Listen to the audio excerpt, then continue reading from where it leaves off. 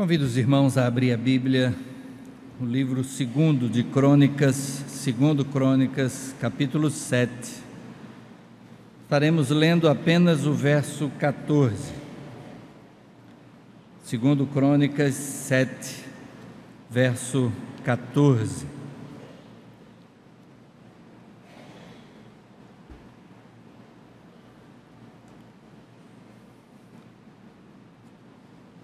Compartilhe a sua Bíblia com quem está ao seu lado para o acompanhamento nessa leitura. 2 Crônicas 7, 14. E o texto bíblico nos diz: se o meu povo, que se chama pelo meu nome, se humilhar e orar e me buscar e se converter dos seus maus caminhos, então eu ouvirei dos céus, perdoarei os seus pecados e sararei a sua terra. Mais uma vez, se o meu povo, que se chama pelo meu nome, se humilhar e orar e me buscar e se converter dos seus maus caminhos, então eu ouvirei dos céus, perdoarei os seus pecados e sararei a sua terra. Vamos orar. Senhor Deus, louvamos o Teu nome pela palavra que agora foi lida, pelas lições que ela reserva para nós, e assim, Pai, pedimos que o Teu Espírito esteja guiando-nos no entendimento da Tua palavra, naquilo que Tu tens para nós nesta manhã. Fala ao nosso coração conforme a Tua vontade e que estejamos com o coração pronto para aplicar no nosso viver aquilo que aprendemos de Ti, aquilo que Tu revelas a nós para direcionamento na nossa vida. Assim, Pai, continua a falar ao nosso coração em nome de Jesus. Amém. Amém.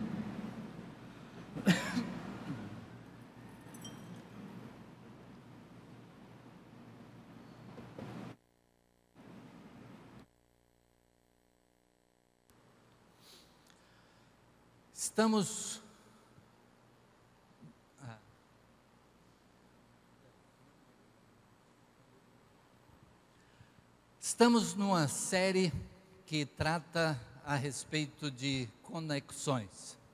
Damos continuidade a esta série. No domingo passado estivemos lembrando aquilo que na nossa vida hoje nos faz depender de conexões. E nós precisamos estar conectados na internet, conectados através das redes sociais, conectados com tanta coisa que a gente faz no computador, com o celular. E a pergunta que foi feita foi: como fica a nossa conexão com Deus? Quando a gente está sem conexão com a internet, a gente sente falta. Como é que fica a nossa conexão com Deus? Será que a gente passa sem a conexão com Deus? Estamos vendo algumas das coisas que Deus revelou a servos seus no passado em conexão com Ele. Hoje estamos aqui com Salomão. Salomão acabou de construir o templo. Este é o momento da dedicação do templo. É o momento em que o povo se coloca diante de Deus dizendo: a casa foi construída para ti. Davi havia tido seu coração tocado pelo fato de que, desde que o povo tinha assumido ali a terra prometida, cada um tinha construído as suas casas. Eles que no período da peregrinação no deserto moravam em tendas, mas a essa altura todos já tinham suas casas construídas. Mas o tabernáculo, o local onde Deus habitava, estava ainda em tendas. E Davi teve o desejo de construir um templo. E Deus disse a ele que não seria ele que construiria, mas o seu filho. Davi providenciou material para a construção e Salomão assumiu esta responsabilidade de executar esta obra. Agora a obra está terminada. E então o templo é dedicado ao Senhor. O texto que nós lemos é a resposta de Deus já à oração de Salomão. É preciso que entendamos que Deus se revelou ao homem de forma progressiva. E não que a revelação de Deus fosse aos pouquinhos, mas alguém já disse que muito possivelmente o entendimento do homem a respeito de um Deus que se revela é que foi caminhando paulatinamente. De tal maneira que alguma coisa que Moisés estabeleceu como necessidade para adoração a Deus, profetas mais tarde se levantam e dizem: Deus não se satisfaz simplesmente com o sacrifício de animais.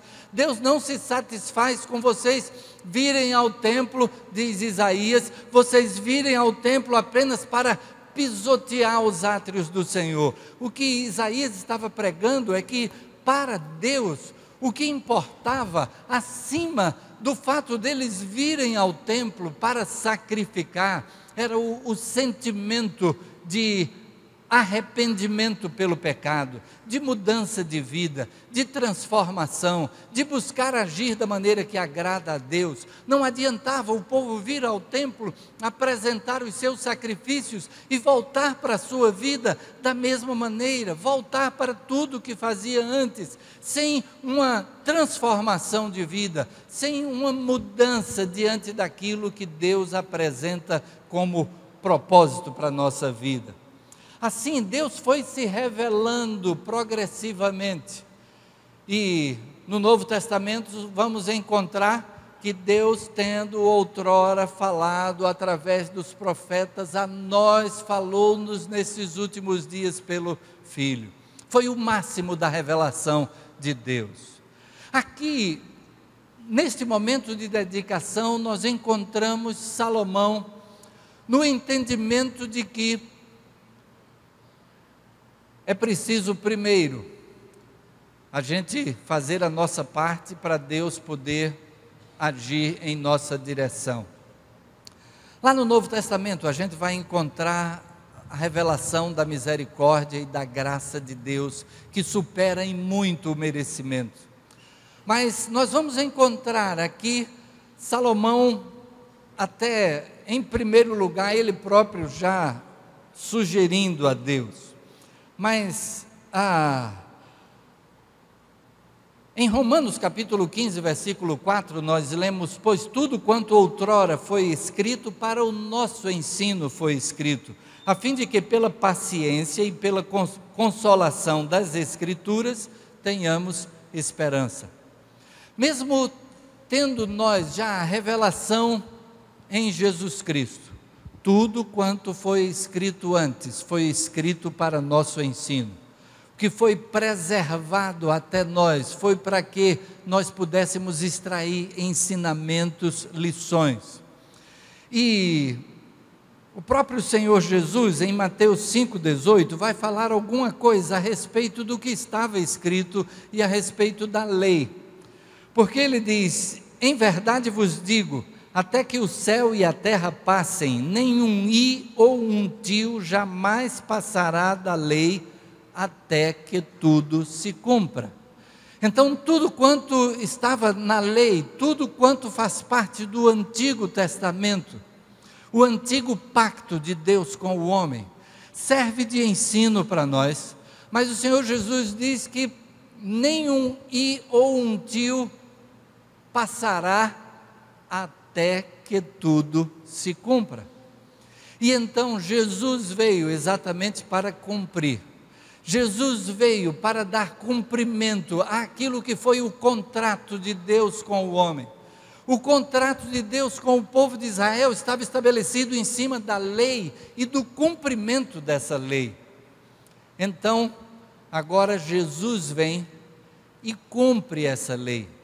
O contrato está agora executado, realizado. Cristo veio e cumpriu a lei, agora Jesus é aquele que tem, por merecimento, direito à vida eterna. Mas Ele vem e faz a troca conosco, Ele vem e faz a permuta conosco, Ele troca o direito dEle e leva sobre si a nossa condenação. Tudo então, o que estava escrito, permanece para nosso ensino. Que lições podemos extrair daqui?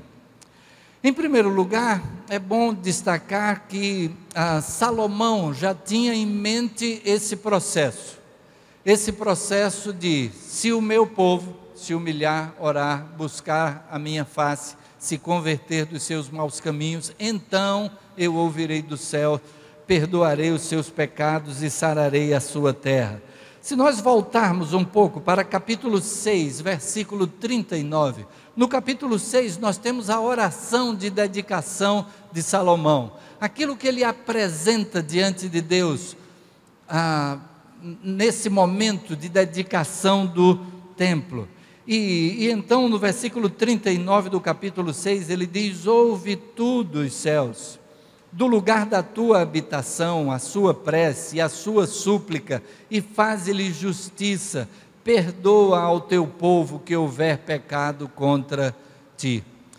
Se nós lermos toda esta oração de Salomão, vamos ver que os termos desse versículo 14 do capítulo 7 estão presentes já na oração que Salomão faz a Deus, aquele pedido que Salomão apresenta a Deus. Agora, Senhor, atenta para a oração que se fizer neste lugar.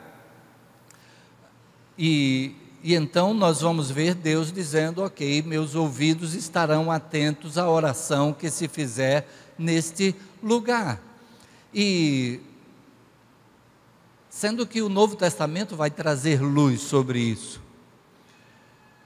Estivemos em Jerusalém, e ali no Muro das Lamentações, são levadas orações para colocar ali entre as pedras daquele muro, nas frestas das pedras daquele muro, porque Deus disse que estaria atento às orações que se fizessem naquele lugar. No entanto, o Senhor Jesus aqui já disse que nem é no monte, como perguntava a mulher samaritana, nem em Jerusalém o lugar onde se deve adorar, mas Deus busca adoradores que o adorem em espírito e em verdade. Ele está atento à oração que nós fizermos, onde quer que estejamos. Ele disse: onde estiverem 2 ou 3 reunidos em meu nome, aí eu estarei no meio deles. Aí será então templo, aí será lugar de adoração. A resposta então tem um si, bênçãos que dependem do nosso agir, do nosso comportamento, mas a sua misericórdia e a sua graça vão sempre muito além daquilo que é o nosso merecimento. E então, ele trata ali a respeito do meu povo, ele está tratando ali sobre a nação de Israel.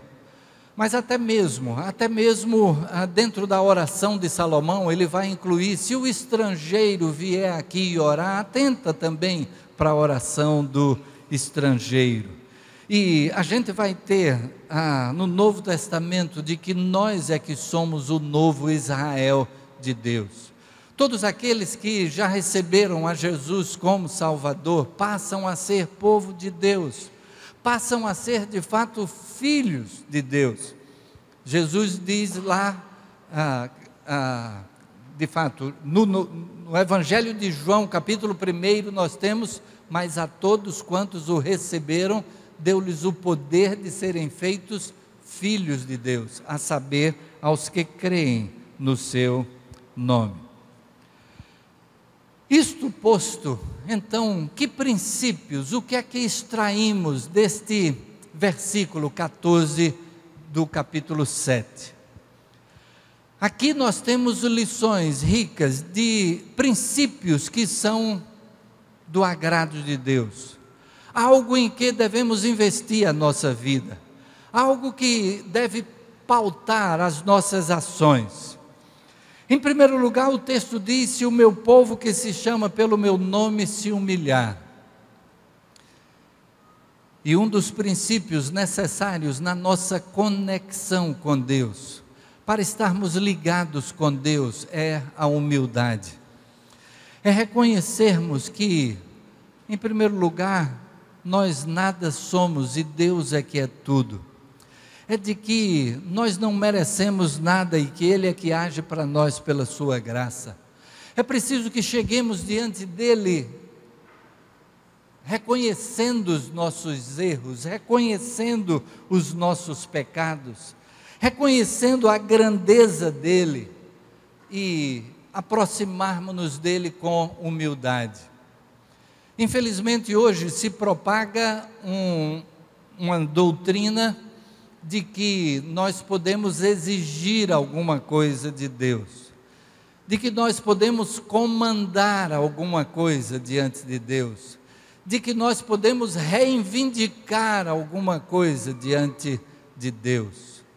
Mas, de fato, o que nós temos é o coração agradecido, porque Ele já tem feito mais do que nós merecemos.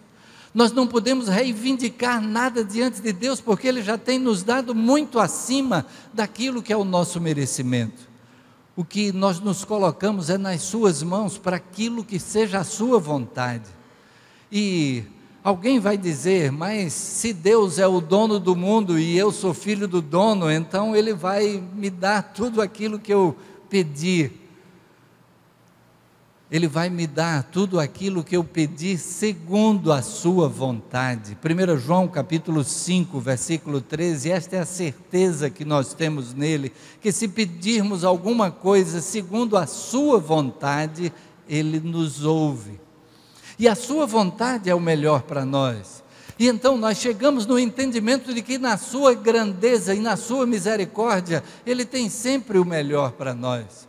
Mesmo que isso implique em sofrimento. O próprio Jesus Cristo, Filho de Deus, Ele assumiu o sofrimento, era propósito de Deus que Ele assim o fizesse. E nós então recebemos a bênção da salvação, pelo fato de que Jesus cumpriu com o que era o propósito de Deus para Ele. E chegamos-nos diante de Deus em humildade. O texto fala então em oração. Se o meu povo se humilhar e orar. Às vezes se pensa que nós não precisamos orar, porque Deus já sabe tudo aquilo de que a gente precisa. Se Deus já sabe, para que é que eu preciso pedir? E então Ele vai atender de acordo com a sua vontade. Através da oração nós expressamos o reconhecimento de dependência dEle. Nós colocamos diante dEle o que é a nossa necessidade, o que é que nós vemos como necessidade. E ouvimos, buscamos ouvir a sua voz no que é que Ele diz que nos é necessário. Às vezes pensamos que precisamos de alguma coisa e de repente Ele coloca paz no nosso coração, no entendimento de que nós não precisamos daquilo e de que Ele vai suprir as nossas necessidades à sua maneira, e a sua maneira é o melhor para nós. E no domingo passado, o Rodrigo pregou pela manhã e ele falou a respeito de José e de como tudo dava errado na vida de José. Tudo era ao contrário. Mas no final de tudo, era o propósito de Deus se concretizando e o próprio José vem a reconhecer, e diante dos seus irmãos que o traíram, ele vem a reconhecer: Deus se utilizou de tudo isso para a preservação da vida. Tudo aquilo porque José passou, fez com que ele terminasse como a segunda pessoa do faraó, para a preservação da vida. Aquilo porque passamos, aquilo que é a nossa necessidade, nós colocamos diante dele em oração. E ouvimos a sua voz. O que é que Ele então fala ao nosso coração? O que Ele nos fala através da sua palavra? Mas o texto diz orar e buscar a minha face, ou me buscar a mim pessoalmente. Porque muitas vezes a nossa oração é uma oração que é apenas uma relação de necessidades nossas que nós colocamos diante de Deus.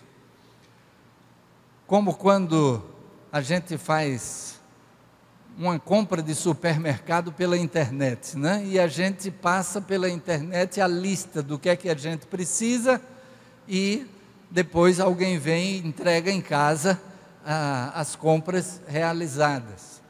E muitas vezes a nossa oração é aquela lista de compras. Senhor, eu preciso disso, abençoa fulano, cicrano, beltrano. E a gente apresenta essa lista e é como se a gente cumpriu com o que era necessário. Mas a oração vai além.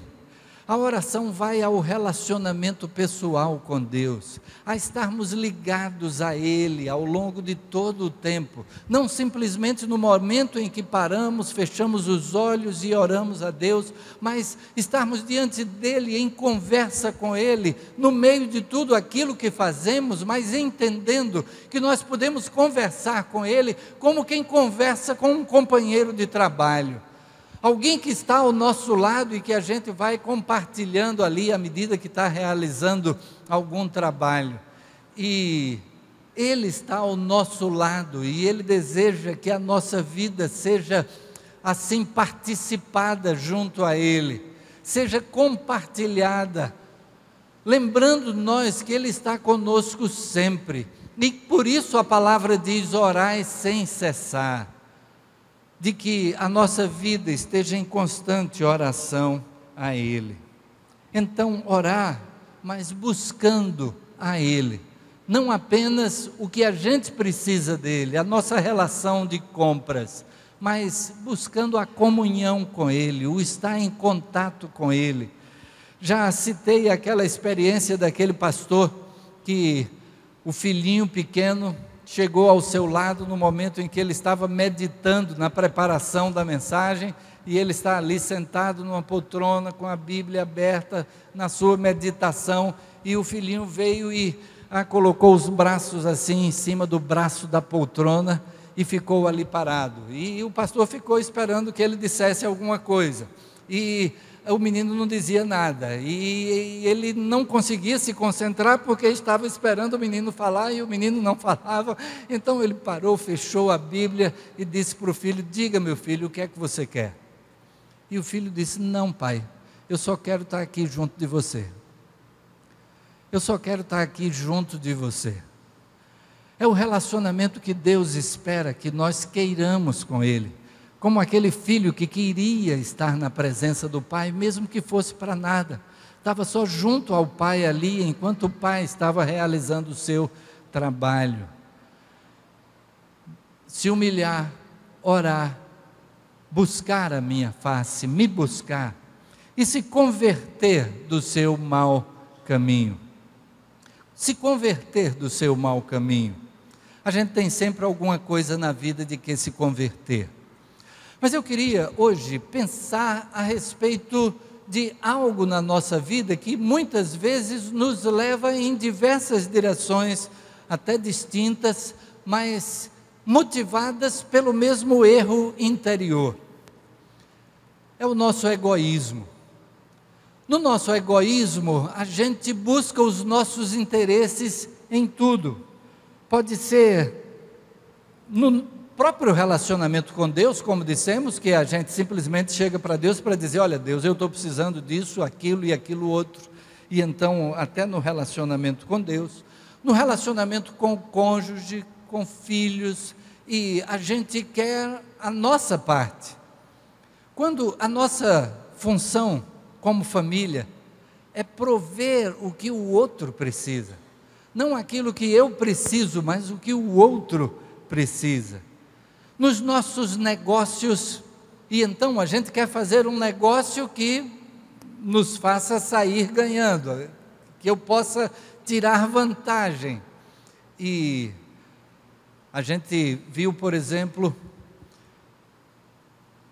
naquele período mais crítico, depois que estourou a barragem da Samarco, a gente teve notícia de garrafa de água sendo vendida por preços absurdos, porque alguém estava tirando proveito naquela negociação, não querendo ser instrumento de bênção na vida do outro, mas tirando proveito, se aproveitando da situação de necessidade que o outro estava passando.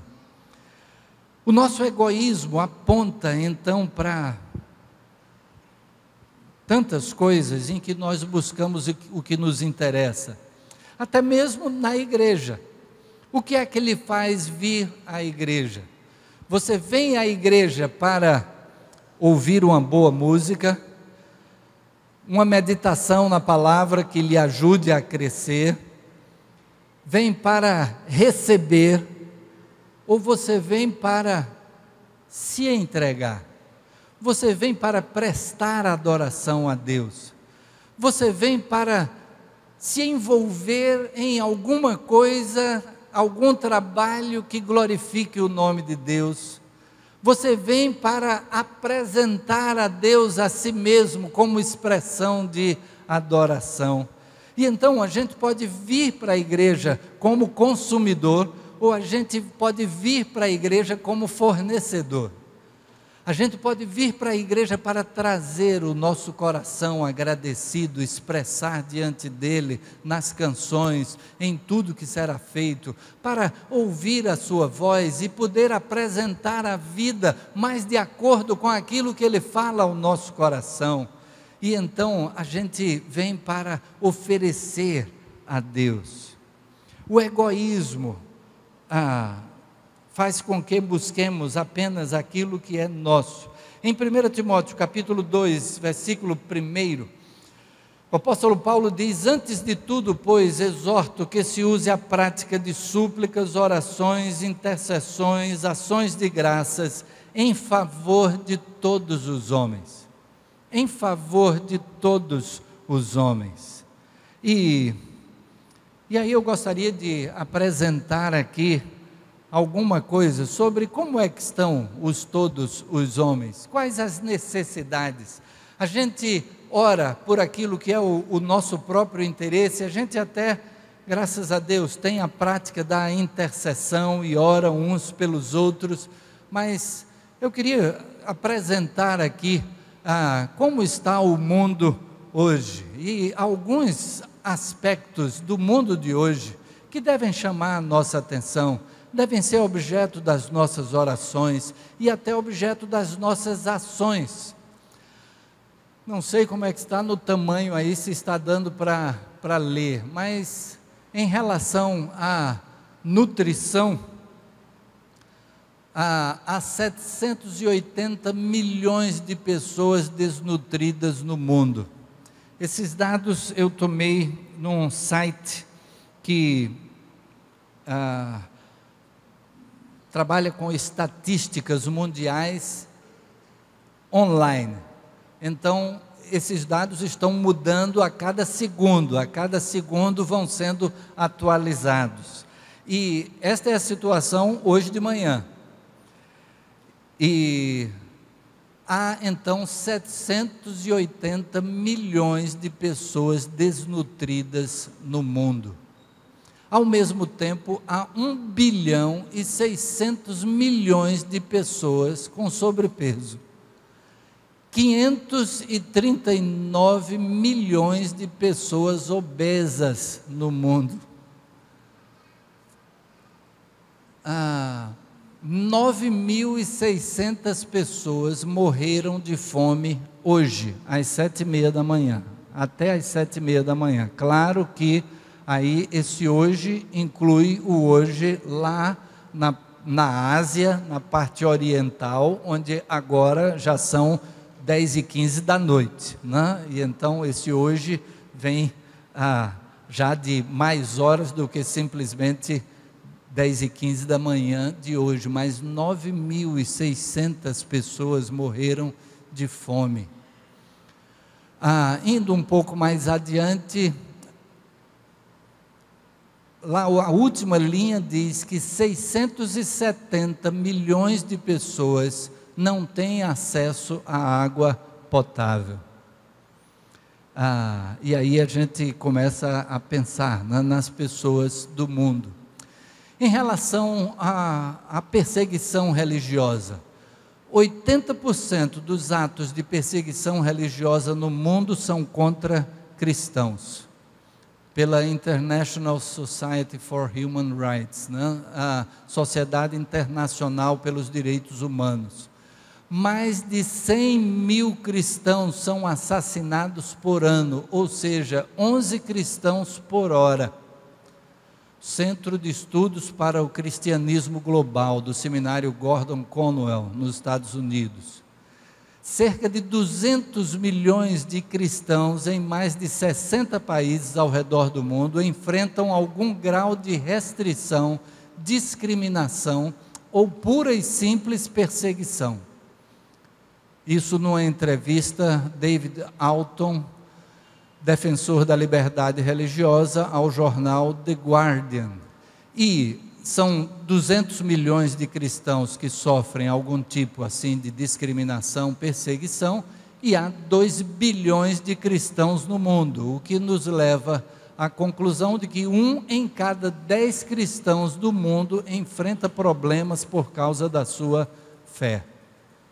Os cristãos enfrentam assédio em 102 países.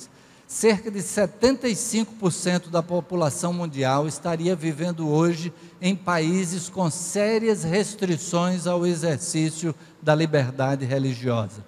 Esse número é aproximado porque as estatísticas não são precisas. Há muitos lugares onde esse registro não é divulgado, mas isso é o que se supõe.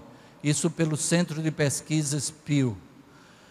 4.344 cristãos foram mortos por causa de sua fé e 1.062 igrejas foram atacadas no ano de 2014. Dados da missão Portas Abertas. Aí a gente tem um pouco do retrato de como está o mundo hoje, de quanta necessidade existe no mundo, pelas quais podemos orar, pelas quais podemos fazer alguma coisa. E então a gente olha para a gente mesmo e vê como a gente se preocupa muito com aquilo que são as nossas questões pessoais, individuais, e não tanto com aquilo que acontece à nossa volta no mundo.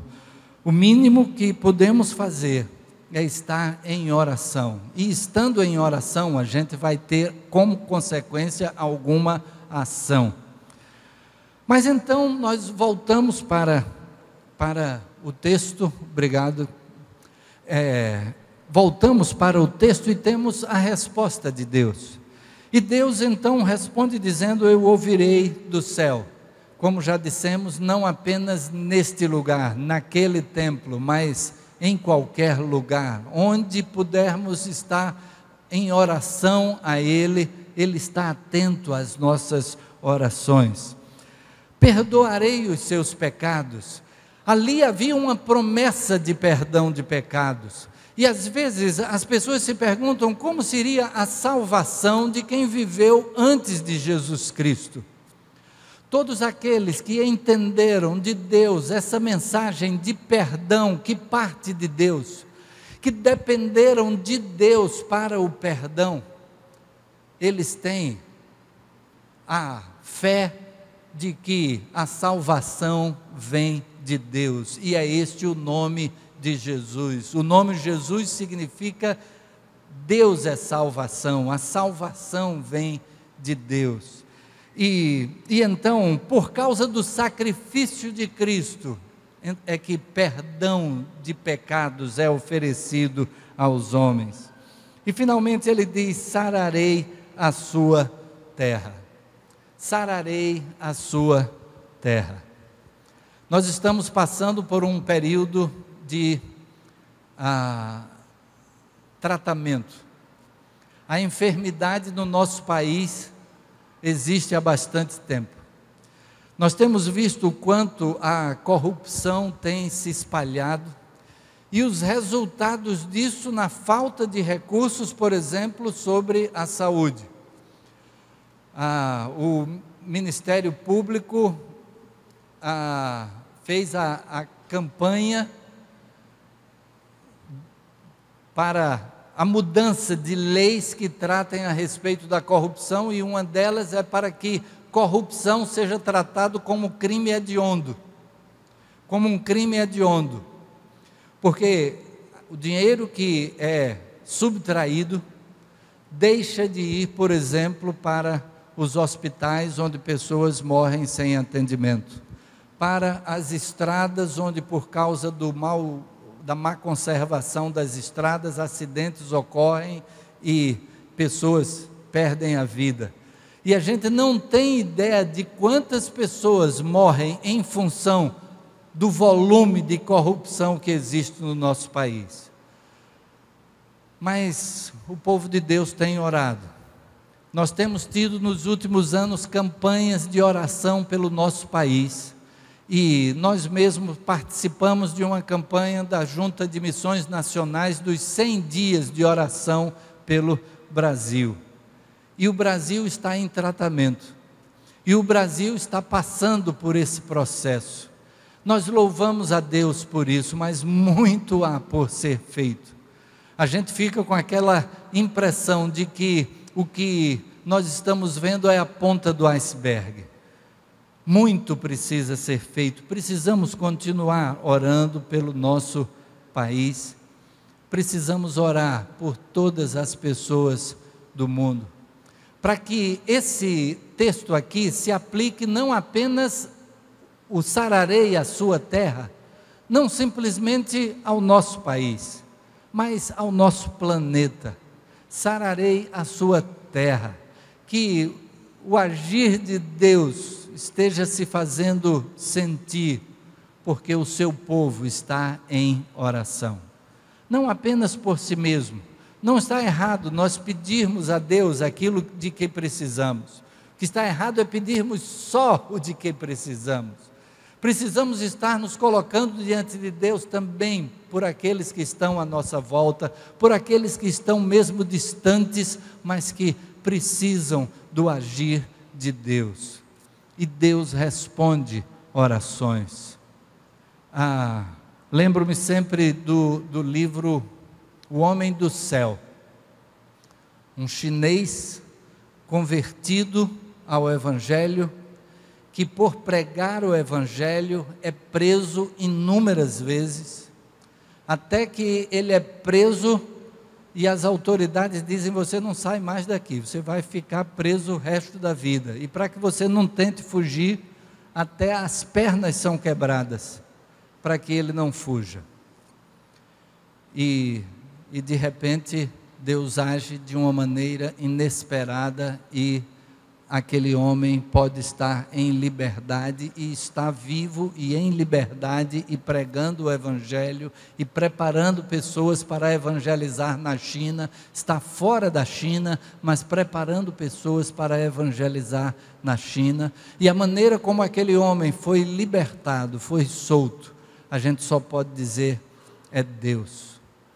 Foi Deus respondendo às orações, não apenas dele, mas de todos que tinham o conhecimento daquilo por que ele passava. As nossas orações são importantes até para o mundo inteiro.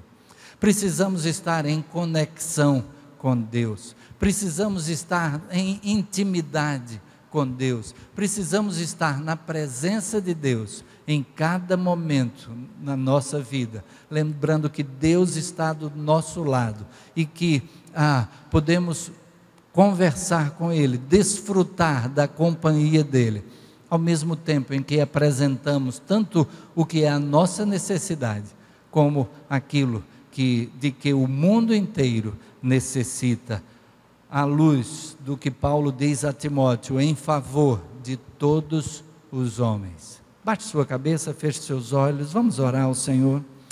Senhor Deus, louvamos o Teu nome, Pai, pela presença do Teu Espírito em nós. Louvamos o Teu nome pela Tua palavra que fala ao nosso coração. Louvamos o Teu nome, Pai, porque podemos estar diante de Ti em cada momento da nossa vida. Que possamos, Pai, ter esta consciência e usufruir da Tua presença, poder contar com o Teu bálsamo, o Teu consolo, a Tua direção em cada passo na vida. E que, Senhor, possamos estar nos colocando diante de Ti também, não apenas por aquilo que são as nossas necessidades, mas por aquilo que acontece no mundo e suplicando diante de Ti, para que este mundo, esta terra seja sarada.